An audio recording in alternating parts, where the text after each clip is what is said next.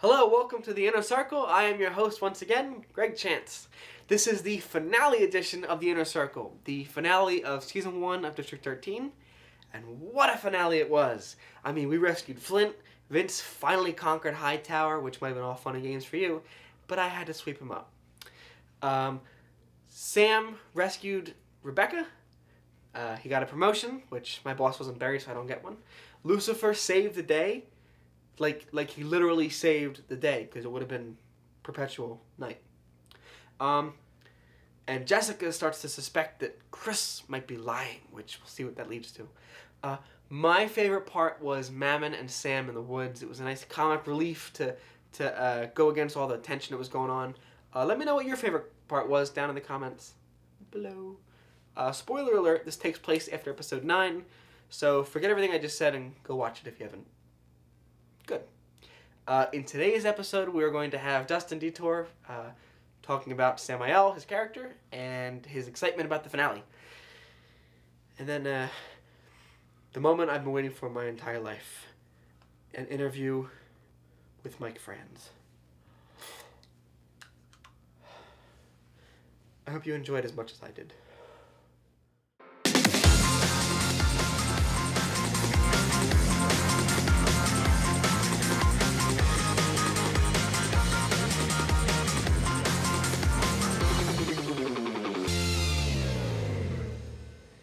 Alright, I am here of my own free will, and I am with Dustin Detore for an interview. So let's had a couple, but this is going to be about your character.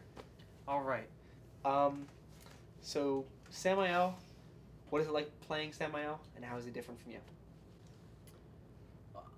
Honestly, it's a joy to play Samael. I mean, it's the type of character that I've wanted to play for a long time, and you know, ever since we first came up with the show and I knew what he was going to be like, I knew I was going to be excited to do it. And I try to do him as much justice as I can. You know, I mean, when you think of something that you wrote in your head, it's like perfect, and then like when you yourself have to try to emulate that, it's really kind of difficult, because it's like in your head, it's like up here, yeah. And like, can you ever reach what your expectations are? So imagine that. I would put that up to debate for other people how well I do on it, but I think that I do the best that I can. He's a guy who's in charge of a lot, and in real life, I'm in charge of very little, which is sad. For now. For now, yes. World domination comes later. Yes. But no, I mean, I love playing him. I wouldn't want to play any other character. I think. That's good. I think if we played that, if you could switch characters, I don't think I would. Okay. Also, I'm only good at playing one type of character. You're very dominant, Samael. I can. That's a type that I can play, and that's what I'm good at. And you're terrifying. So I stick with that. So what is your relationship with the other characters as Samael? Obviously, you're above them, but also as an actor. Most characters Samael just plain looks down on. Okay. The character he sees as his equal are his other demons, his other fallen angels. So like Lucifer, like Mammon, those types of characters. Those he sees as his equals. He has a very complicated relationship with Rebecca, where I don't want to give too much away because I kind of know the answer to this, but there is a complicated relationship between the two of them, and you will see more of that in the next season as the show progresses. As for everybody else, one thing I like to bring up about him and Vince is that Vince hates being what he is. He hates that he's a paranormal, and Samael's completely embraced what he is, that he's a demon. And I think that's one of the reasons they fight so much, is because when it comes down to it, Vince is always going to side with humans because that's what he was and that's what he wants to be, and Samael is always going to side with paranormals because that's how he sees it. That's why you guys make a great team. Yeah, it's fun to watch. Now, as an actor, like with the other actors, what is your interaction like? It goes by in a blur, honestly, because normally a day of filming, especially if I'm in makeup, there's so many things going through my head, like doing the scene, and then like remembering the lines, and then like playing off of their reaction and making sure I get the reaction right, that like it's over in a blur. Like filming days go by like that for me. And I really wish that I could be more in the moment. Like everybody else always has these fun stories about one time we were doing a scene and then this happened and stuff. And then for me it's always like boom, boom, boom, and then the scene's over. So I wish I could be more in those moments. That's fine. That's okay. I want to hear what the real thing is. So, the burial scene where you guys buried Rebecca, can you talk about, like, where the idea for that came from and, you know, how you guys did it? The first time I ever thought of burying someone alive was when I watched an episode of CSI where one of their characters was buried alive. It was the episodes directed by Quentin Tarantino. And there were some of the the greatest episodes of CSI I've ever seen. And ever since I've seen that, I've always wanted to like do that type of scene. And honestly, the first time I thought of it, it was going to be me when we were doing the system, to be put into a box and do it. But honestly, for me, I am claustrophobic, so I would really be afraid if I was in a tiny box trying to do a scene like that. So would I. So I would be afraid. Sorry. And I can remember it did come down to being Darcy because we did need Rebecca to be taken out of the plot of what was going on in the episode and her to be facing some sort of jeopardy. And this seemed like the perfect time to do it. And I can remember the conversation with a little something like this. I said to her, you know, I've always wanted to bury someone alive, trying to ease her into it. And then Darcy says, that's funny, I've always wanted to be buried alive. And then I was like, okay, well, I'm thinking of burying you alive. And she was like, okay, and then I went back to playing video games. And that was how that came up. Okay, sounds good. To do the scene, we had to build this big box out of panel board. We made the box exaggeratedly big. Like, if you were going to put somebody in a box to bury them, it would be a lot smaller, but we had to fit the camera in there. So we made it a little bit bigger, and I wanted to make sure that, you know, the dimensions were right about her height and everything like that, so I made it a little bit exaggerated, especially because she had to, like, thrash around it and stuff. I wanted to make sure she could move, especially because she's handcuffed. And I gotta say, digging the hole was without a doubt the worst experience of my entire life. I helped with part of that, and I would. It took me like it's pretty bad. It took me several weekends digging and digging and digging to get, and the hole did not get as deep as we needed to. We needed normally you dig a hole like 6 feet deep. That was like 2.5 to 3 feet deep. Yeah, and it just wouldn't move. By the time we got to 3 foot, I was just like, you know what, I'm done. I am not digging this hole any deeper. We just won't look down into it. Because that was an absolute nightmare. I did not enjoy digging that hole. I'm not good at hard labor. I never will be good at hard labor. I don't like going outside. So we had like 3 or 4 people. And we only had a few shovels. We kept like taking. Well, the day that we filmed the scene, which is really interesting, and actually Jason Mudrock was the one that came up with doing it this way, as he said, because I was like, man, it sucks to dig a hole, and then put a fake box in there, and then bury the hole, and then film us digging up the hole, and then when we're done, bury the hole. And Jason actually said, why don't you film it backwards and film it where you're digging like you've already uncovered the hole and then put dirt in it and then film you digging half of it and then put dirt in it and then film you getting to the hole. So we actually shot the whole scene backwards, and as we were filming, we were filling the hole. I remember this. I was on camera that day. Yeah, and thank you, Jason, for that idea because that saved me a lot of trouble. Yes, it was genius. And then during that scene, I can remember I ripped my pants. I remember that too. Yep. That was a while ago. Yep, because we did. There was so much. Like, you know, when you're in dress clothes, you're not meant to do labor like that. And, like, somehow in doing that, the stitching just kept getting more and more loose every take. And, like, it would start it up here, and then it was, like, down here, and, like, there was, like, stitches coming out. And then the one scene when where I had to go in and, like, pull the lid off of it, the whole side of my pants just went yeah. And just ripped completely We had to, like, arc in a way that we wouldn't see. You know, your pants were... I would have gone to get another pair of pants, but I knew whatever clothes I was wearing were going in the trash when we were doing that scene because they were going to be destroyed. Yeah. So, they really were destroyed. So we were trying to prevent from... I exploded out of my pants. Yes. Just really loved that scene. That scene was that exciting. So the fight scenes. Those were some of the best fight scenes I think we've ever done. Especially the fight scene between Vince and Leon Hightower. That scene was just... Colton went above and beyond with that scene. I mean, we had a bunch of people pitching in, like, that day that we shot it. Like, a lot of people were there, and we were all giving inputs, but, like, Colton is always the one that I credit with, like, leading the main choreography of the fight scenes. And he's always go with that? What a good job he did. Because I can never think of... I think of stuff in my head, but I'm like, we can't film that. So he makes them practical, and I think that's magic in itself, how he breaks that down. I did not enjoy doing the scene with...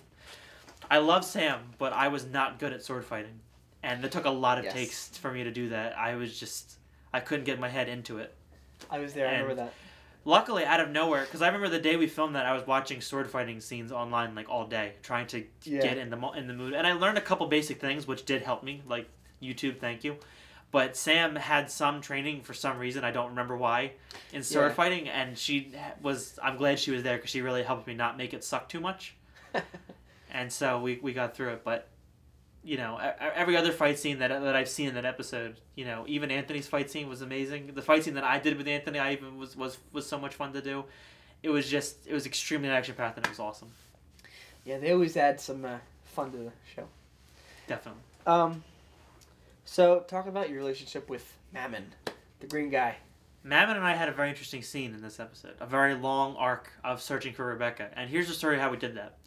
That was completely 100% ad-libbed from start to finish. The entire thing with us in the woods, there was no script. Really? Because it was a last-minute add-in to the plot to do those scenes. And even the scrying scene, that was ad-libbed as well, mostly by Darcy because she knew more about it than me, and she was kind of leading the way with that.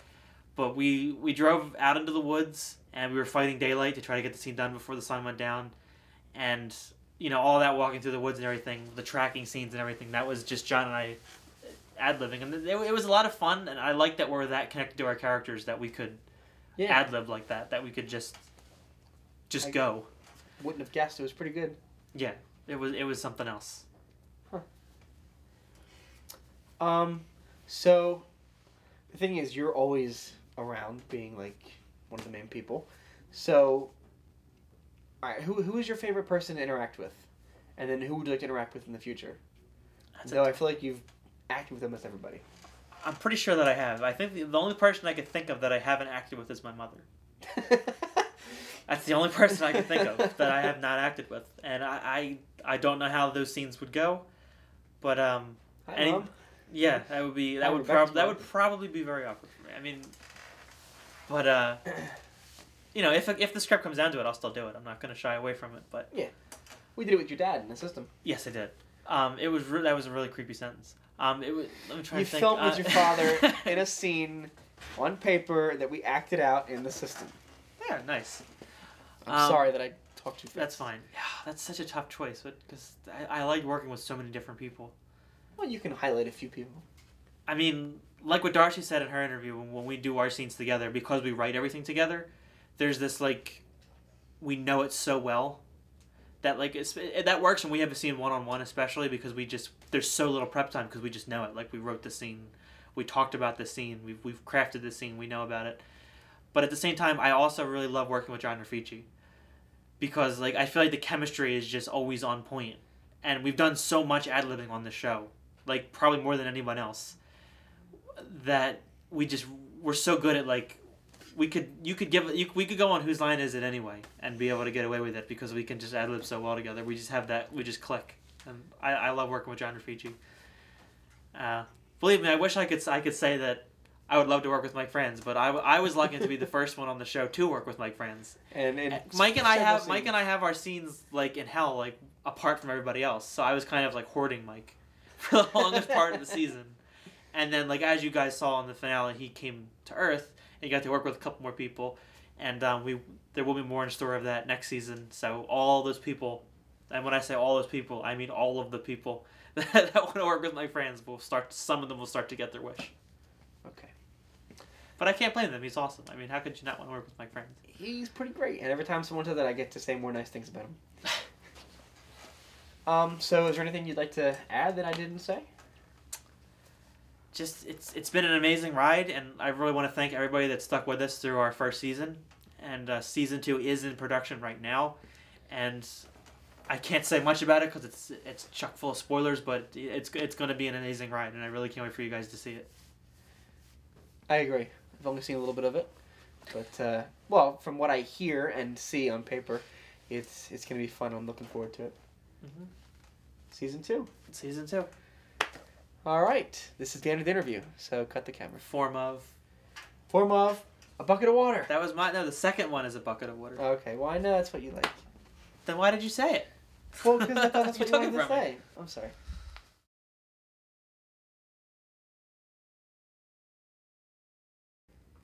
All right, I am here with Lucifer, Mike Franz. Hi, Greg. Finally. Hi, everybody. Finally got you. Oh, well, thanks for having me. I'm glad to be here. I've been trying to get you in. Here we go. All right. Describe your character, Lucifer. Describe what it's like to play him. Well, Lucifer is probably the proudest, most arrogant demon you will ever meet. Yeah? No, not at all.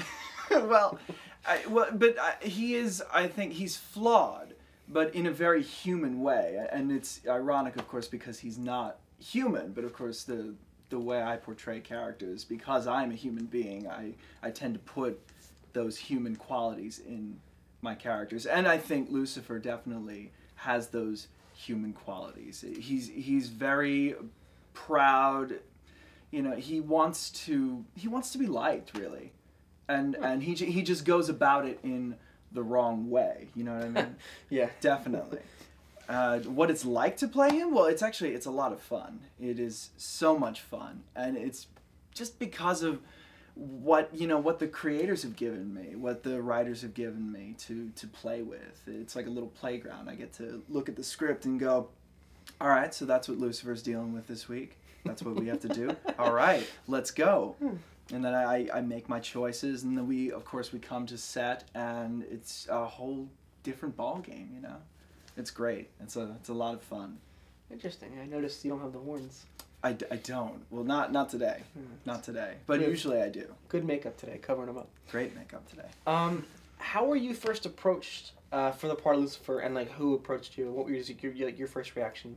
Well, I think like everybody else, I worked on the system towards the end of its run in 2013, and it was, I believe, either during or right after we finished up that Dustin and Darcy had a meeting with me on location where we used to film the system and where we now film District 13. Yeah. Pretty much. So, and I remember specifically they sat me down and they said to me, you know, we have an idea for a show that we'd like to do, that we'd like to be able to market to people so that we can, you know, grow and expand the company. It's called District 13. Here's what it's about. And if you'd like, we have this character for you to play. He's really cool. His name's Lucifer. I'm just like, yes. Absolutely, yes. Where do I sign? Where do I sign? Exactly. I couldn't believe it, and I was really excited, thrilled, and honored, of course, to be offered the part. And I knew that I was going to be working with good people. So I said yes right off the bat. I knew I was going to be working with that same team that, you know, we had on the system, who they wrote good scripts, they had good tech, and they treated me very well. So I signed right away, so to speak. Good to know. No. Describe your relationship with Samael, your brother. Samael. And then what is it like working with Dustin, who is not Samael, but he is, kind of. He's Dustin. He's Dustin off screen. He's Samael He's still on screen. pretty scary, though. I wouldn't say that. But me neither. So Lucifer. I apologize. That's okay. We're just take the battery out of this. Okay. You were saying? So, Lucifer and Samael, yes, they're of course brothers, but brothers in the sense that they have lived with each other, coexisted with each other, fought with each other for thousands of years. And I think Lucifer respects Samael. Very much so. He respects his opinion. He respects what he brings to the table. Well, he's the only one to stay with you. Exactly. He's the only one who has been willing to put up with me for That's a good way to put it. I mean, really. You know, most people at this point, most demons would have been like, okay, dude, stop. Get out of the way. You know, I can take your job in a heartbeat. But not Samael. He can still see, not the good, but he can still see in Lucifer the demon he used to be, the man he used to be, who was the angel of light, who used to have all this power and command this wonderful army, but who right now his pride and his hesitation to really move forward has cost him a lot. Has cost him the respect of his army. Mm-hmm. So Samael is the bridge between Lucifer and the rest of hell, I think, and you know, that's pretty cool to me. And I think Lucifer is slowly crossing that bridge. He's slowly but surely crossing that bridge that Samael is creating, which is great. Hopefully you get back in the swing of things and end the world. Yes, let's hope so. You know, you got to take the fight to God. And yeah, get the apocalypse going. I'm ready to go. Yeah. So, and of course, my working relationship with Dustin is great. I love working with Dustin always, and most of my scenes in the beginning are with him. Yeah, he kind of took you from everyone else. Yes, you guys have great chemistry in hell. Did. Well, thank you. I appreciate that. You know, it just speaks to the writing. It speaks to his work as an actor, and hopefully my work as an actor. Yes, you're both just so terrifying. So.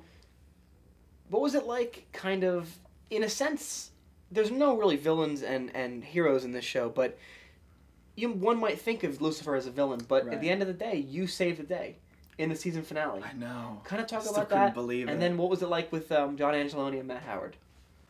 So, well, the fact that there really aren't any villains on this show, per se, and the fact that, yes, most people would associate Lucifer as a villain, I just think it speaks to, again, the quality of the writing, that the show creators have managed to create this wonderful ensemble of characters that really just mesh with each other, and there's no distinct good guy, distinct bad guy. It's definitely, it's different. It's very interesting. It's different, and it's great. It's really, and it's great for me to be able to work, because I don't like playing a straight out, I'm going to dominate the world villain, because I think most villains aren't like that. You do it so well, though. Well, thank you. I appreciate it.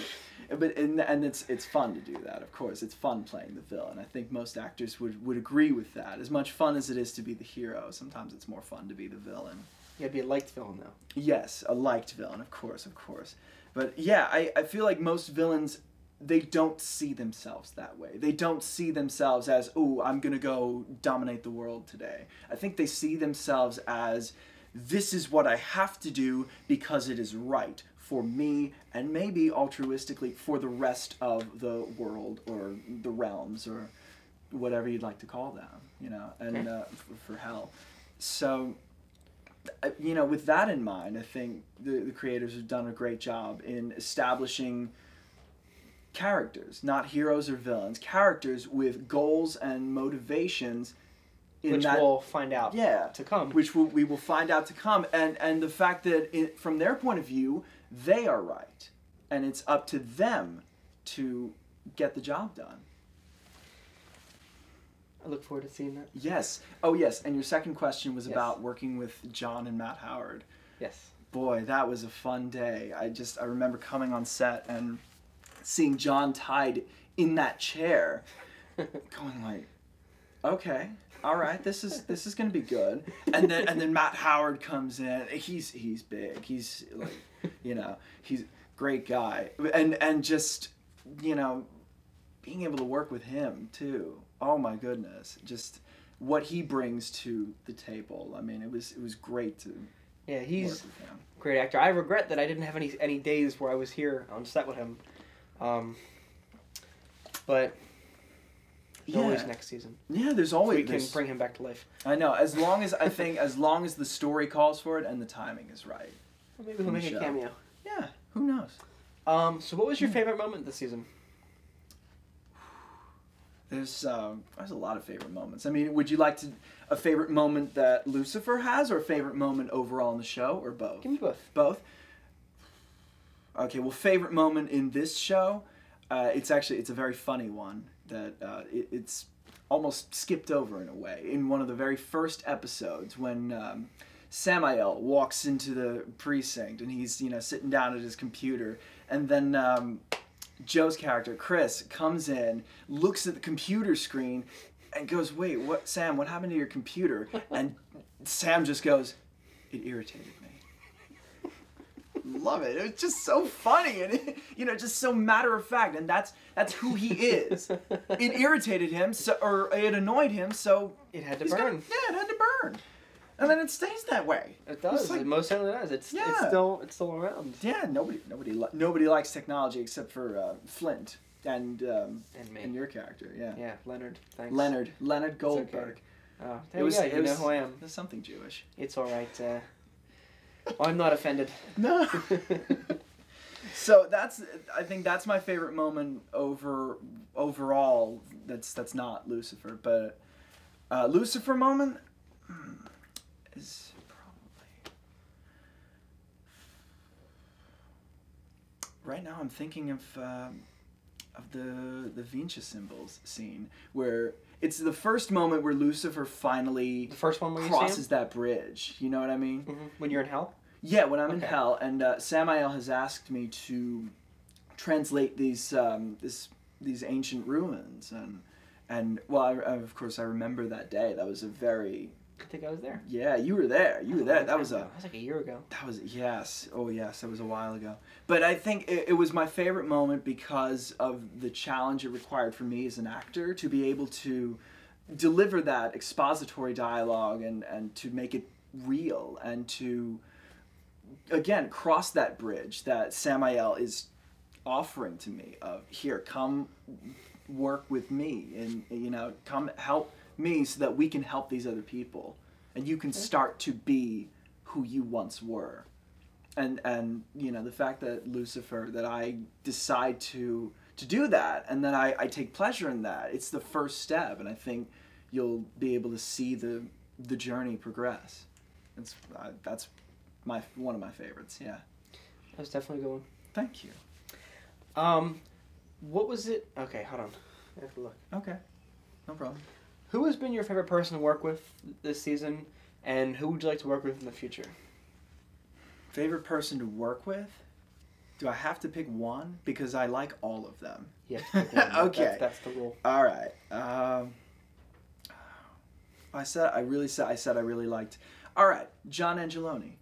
I will say that because John, when he comes on set, and he drops in immediately. Yeah. It's great. I mean, I think I was watching the other episode where you guys were talking about it, and the once the camera says action, He goes. He does, and he brings such a passion and intensity to his work that you have to match him. Oh yeah, and it just brings it up. It's great. Yes, of course it does. It really makes me work harder. It makes me want to work harder, and he just does it.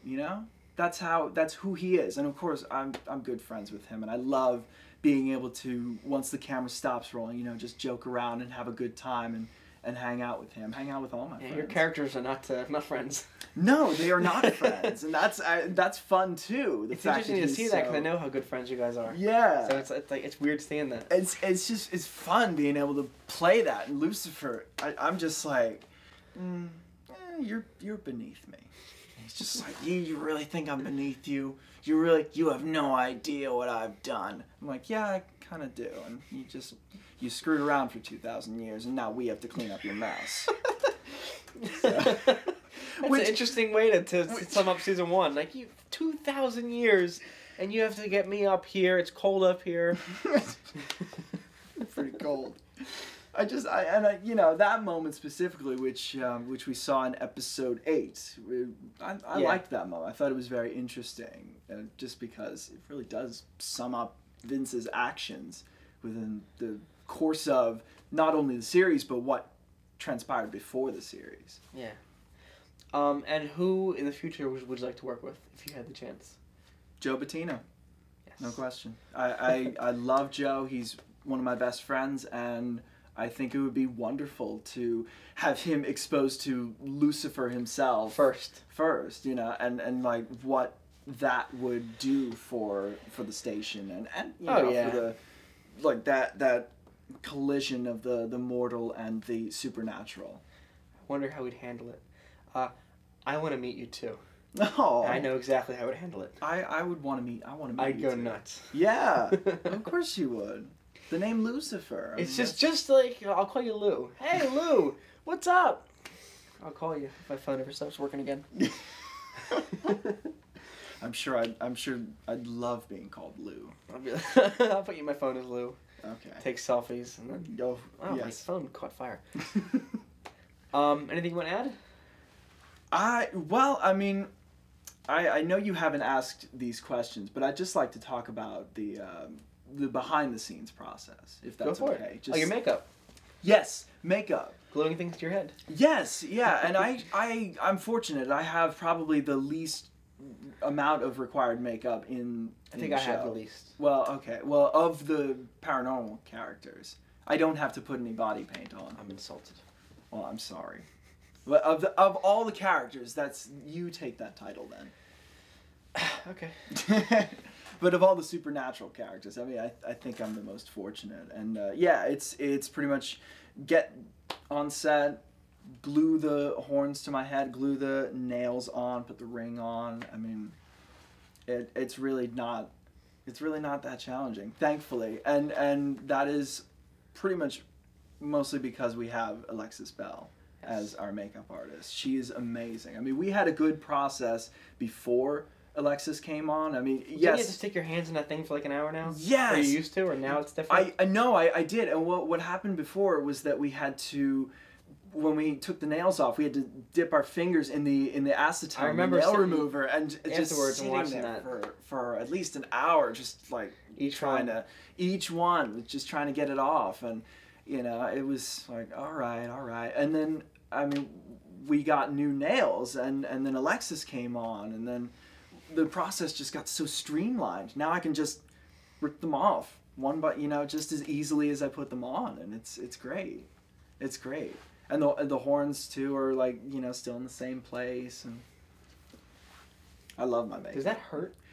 No, ripping them off? No, not as much. I mean, luckily they're not attached to any hair. We always make sure to put my hair out of the way, so we just put them in the good spots right there, so that there's no hair, no mess, no pain, no stain. I love John Raffici's lighting, and I want to work with John Raffici as well. I want to meet Mammon too. You want to meet Mammon? Yeah, I want to meet Mammon. No, but he's great. I love his work as an actor on the show, and of course once we got him for lights, I mean. Well, I think he did lighting first. I never saw him act before. I knew he did acting, but when I first saw him as Mammon, like I almost didn't recognize him, because like he just becomes something, like the voice, the whole thing. You really don't recognize him. Like I do an accent, everyone does a little bit of makeup, but he completely transforms. That's the mark of a good actor. It's amazing. Yeah, definitely. I mean, and those scenes in hell that Samael and I always have to do, I mean, they look so good most of the time because of John Raffici's lighting. I shouldn't say most of the time, because they always look good. Yeah, it's always fun, like between takes, making the sure the steam is good, like and the steam, making it swirl and shit, and just putting it in the right place and having just the right amount of brightness. And I love your scenes in hell. I love the scene where Sam yells at you. Yeah. That was just. I remember watching him rehearse that multiple times, and then when he just went, it was just so, like, you just went, whoa. Like, it was just amazing. Oh, yeah. Lucifer, I deserved it, I'm I sure. mean, you did, but... Yeah, I did. I was just kidding. No. There's one scene that I really enjoyed early on in the series, episode 2, when it's a hell scene. But it's Samael's inner monologue is running. And guess what's happening during Sam's inner monologue? Were you, like, pacing? Yeah, pacing and talking and doing a whole diatribe. And that was real. Like, that was a whole paragraph of dialogue that we didn't even hear. Yeah, exactly. And I was just like, that's really funny. That is pretty funny. It's just so funny that we're tuning out Lucifer, and it shows that it's really from Sam's point of view. Oh yeah, well, it just it knocks out, because like you're just going on about I'm going on about God and all this shit. Something. And yeah. I like the very last scene in the first episode when we first see hell, because like we saw all these demons and paranormals, and then you just see like, holy shit, like hell, like that's Lucifer, like it's just a whole different. It's a whole different thing. It's fun. Yeah. It's just. I will say about that though, I got to see a rough cut of the pilot, and of course because that scene comes at the end, I'd been watching this really intriguing show with these wonderful characters, and then this random guy in horns comes in next to Sam. I'm like, who is this? I want to go back to seeing Vince and Rebecca and Sam, do their thing in the police station. Get rid of this guy. You're my favorite character. Oh, well, thank you. I appreciate I mean that. No, that's awesome. Thank you. All right. Well, it's been definitely nice talking to you. Thank you. You too. It's about time. I hope you've enjoyed this interview with Mike. He knew my name. He was just kidding. I knew his name. It's Lucifer. It's Lou. Thank you, Greg. Thanks for having me on. I appreciate it. The Fern likes you too. Oh, good. Thank you. He's a little terrified. He's scared stiff. He hasn't moved at all. Oh, It's okay. He's only an actor. I'm fine, really. It's okay. Here, do you want some Don't speak like that. You want some water? There's a lady present. Cover your ears, Darcy.